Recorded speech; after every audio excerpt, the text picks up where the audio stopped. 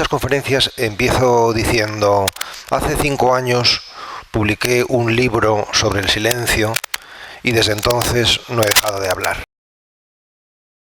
Pero esta la quiero empezar de otra manera.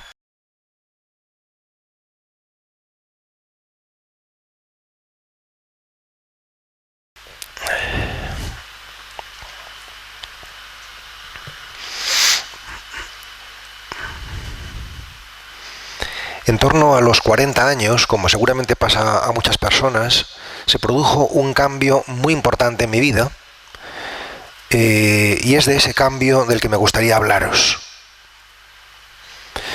Hasta entonces, hasta los 40 aproximadamente, yo pensaba que la identidad era algo que se construía y que si yo conseguía pues tener muchas experiencias en la vida, tener muchas lecturas, muchos contactos, muchas relaciones, pues construiría esa identidad.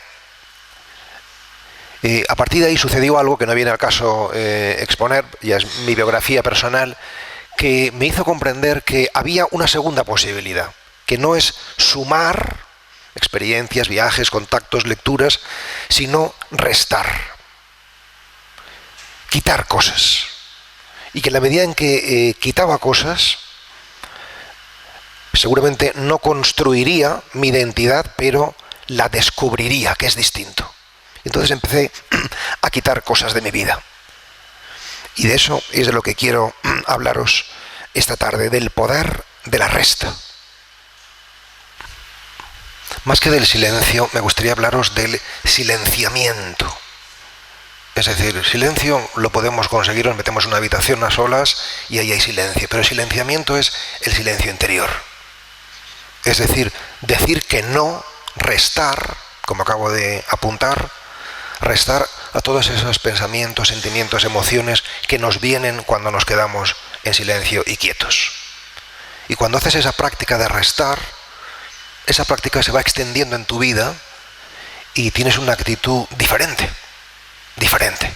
menos ávida, más serena, más viva, más presente.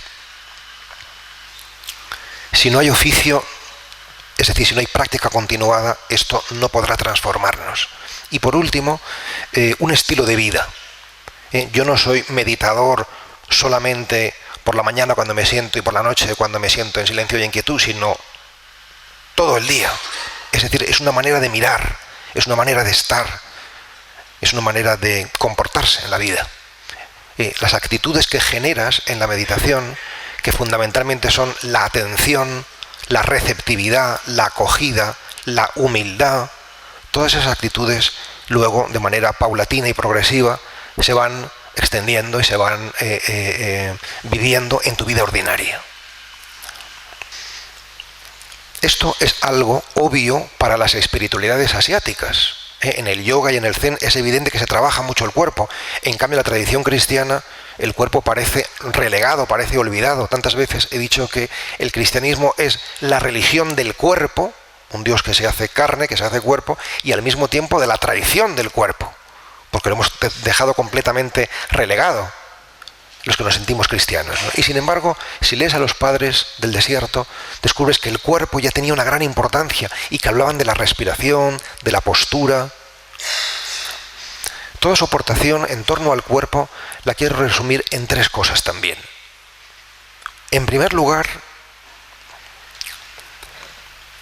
meditar lo más cerca posible de la tierra, del suelo.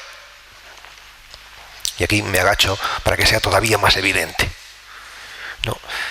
Si quieres subir, el primer movimiento es bajar, para tocar la realidad. La meditación es una escuela de realidad. Y por tanto, cuanto más en la tierra estemos, mejor. Porque si no, enseguida nos hacemos películas y nos alejamos de lo que somos. Y en primera instancia somos tierra. Y por eso el primer movimiento es bajar. El lugar más bajo es el lugar más universal. Es donde está la mayoría de las personas. Y si tú empiezas a subir, empiezas a perder a las personas. Y si pierdes a las personas, pierdes la verdad. La segunda clave, la quietud. La quietud es tan importante como el silencio, por la sencilla razón de que la quietud no es otra cosa que el silencio del cuerpo. Cuanto más quietos estamos, más cosas se mueven por dentro. Y cuanto más nos movemos por fuera, menos vida interior. Y por tanto se trata de estar exageradamente quieto. Procurar no mover ni un músculo.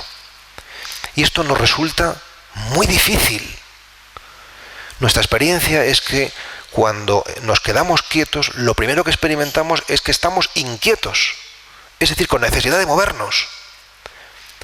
¿Y esto qué significa? Significa sencillamente que es un entrenamiento, que tenemos que adiestrarnos. ¿Y adiestrarnos para qué? Para que exista autodominio. Solamente si hay autodominio, hay libertad. Y tercer paso, y esto a lo mejor os sorprende o quizá no,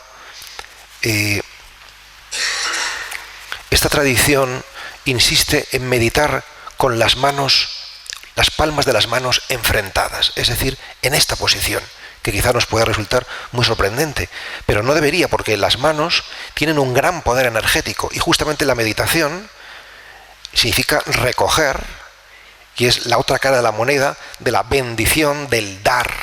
Y para el dar ponemos las manos así, y sin embargo este gesto es un gesto universal para todas las tradiciones de sabiduría, para todas las religiones, es un gesto de recogimiento, y al ponernos en esta posición el cuerpo le está diciendo al alma o al espíritu de qué se trata. Se trata de recoger, no de esparcir.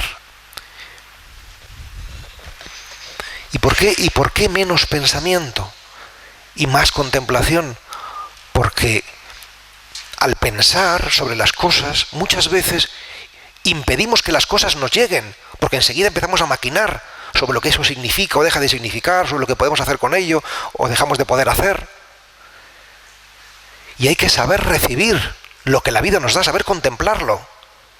No pasar inmediatamente a ver cómo puedo yo mejorarlo, sino recibirlo. Si antes de que alguien te abra su corazón ya le estás diciendo lo que tiene que hacer, pues es que no ha podido expresar lo que es, ni siquiera. Y ese es nuestro problema, que todos somos unos activistas empedernidos. Y que todos tenemos una máquina de pensar permanente. Cuando hablo de menos acción y más pasión, hablo justamente de esto, de dejar que la vida nos toque, que dejar que la vida nos llegue, no elaborar inmediatamente una respuesta. Mantén la tensión, no respondas inmediatamente, deja que llegue a ti. Deja que llegue a ti y a lo mejor se responde solo. Esa es la cuestión. Yo creo que Occidente está invitado a volver al desierto, el desierto interior, a volver al silencio. Creo que si no hacemos este camino de vuelta a casa, sencillamente nos vamos a seguir perdiendo en la dispersión, que a mi modo de ver es el principal problema.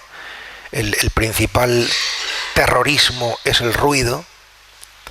Y esto es una invitación, como decía antes, humilde pero rotunda. Y creo además también que solamente si volvemos al desierto, de ahí lo de amigos del desierto, solamente si volvemos al desierto encontraremos el sentido profundo de la amistad, es decir, del vínculo de unos con otros. Conclusión práctica, 25 minutos, no rebajo eso, lo siento, 25 minutos diarios de silencio y quietud, siguiendo una tradición, la que queráis, pero una tradición, para ser discípulos, no maestros de entrada, sino discípulos, y vuestra vida se transforma, os lo garantizo. Yo pido siempre 3 meses de confianza. Si en 100 días no ha cambiado vuestra vida, os devuelvo el dinero. Porque es que así cambia la vida. Así es, ¿no? Y conclusión teórica. Las palabras cambian el mundo. ¿Es así? Pero el silencio nos cambia a nosotros. Muchas gracias.